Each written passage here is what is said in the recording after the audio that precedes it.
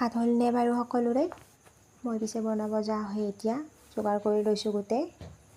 দিনত হোলী খেলোৱা ভিডিঅ'টো মই এতিয়াহে আপলোড দিলোঁ। মানে এডিট কৰিব টাইম পোৱা নাছিলোঁ, বহু কাম ওলাইছিল।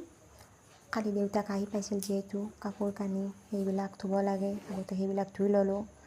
তাৰপিছতে হোলী খেলিলোঁ। বিৰাট ভাল লাগিলে ইয়াৰে মানুহখিনিৰ লগত হোলী খেলি।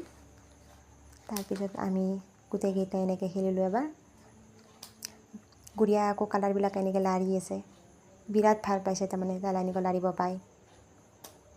চাইজ যদি লগাই দিওঁ নে কান্দে, সেইটোৰ কাৰণে তাইক কিছু টাইম এনেকৈ লাৰি থাকিবই দিছোঁ।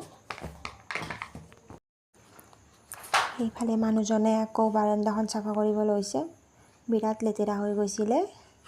আমিও গা মূৰ ধুলোঁ। গুড়িয়াৰ আকৌ বিৰাট টোপনি লাগিছে, ভোকো লাগিছে।